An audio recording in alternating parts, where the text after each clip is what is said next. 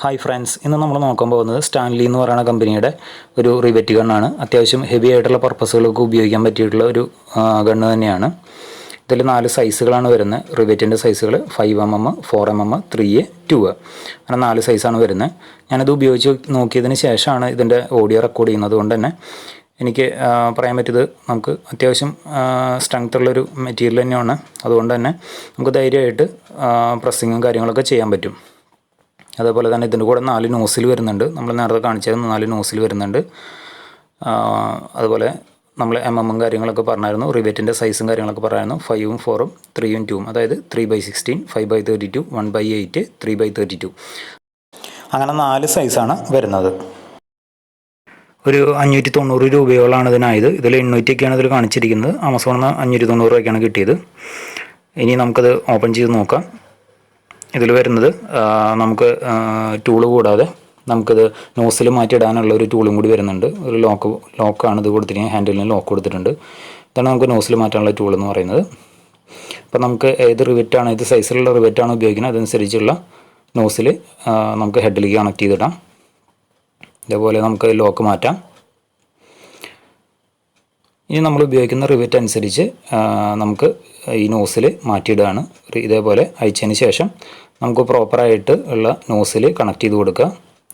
Just clock vice ഡയറക്ഷനിൽ rotate ചെയ്ത് കഴിഞ്ഞാൽ അത് ടൈറ്റ് ചെയ്യാം, സിമ്പിളായിട്ട് ടൈറ്റ് ചെയ്യാം. അതേപോലെ തന്നെ അതിന് ശേഷം നമുക്ക് ഇതേപോലെ ഈ ടൂൾ കൊണ്ട് ജസ്റ്റ് ഒന്ന് ടൈറ്റ് ചെയ്ത് കൊടുക്കുക.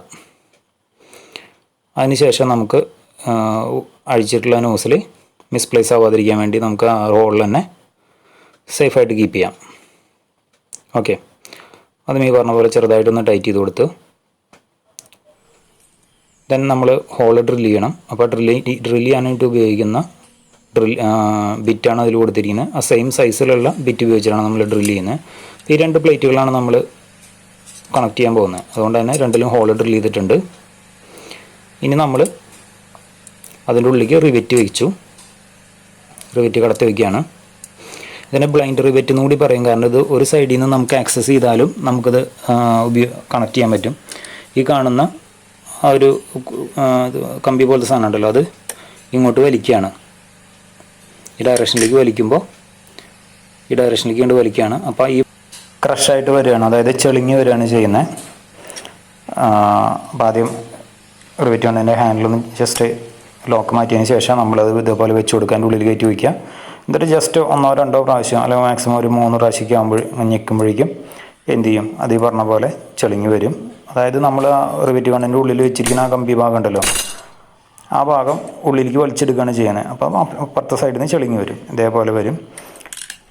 ആ കമ്പി പോലുള്ള സാധനം ഓപ്പോസിറ്റ് സൈഡിൽ കൂടെ പുറത്തേക്ക് വരികയും ചെയ്യും.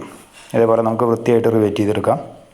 ഏറ്റവും സിമ്പിളായിട്ട് ചെയ്യാവുന്നൊരു മെത്തേഡാണ്. കണ്ടോ, ഇതേപോലെ നമുക്ക് കിട്ടും.